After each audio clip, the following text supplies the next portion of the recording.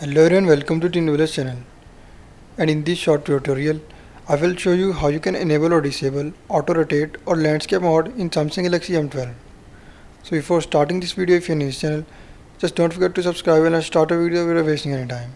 So to enable or disable auto rotation in Samsung Galaxy M12, first of all you just need to tap on screen and hold for 2 seconds and then follow the step as I am showing you in this video.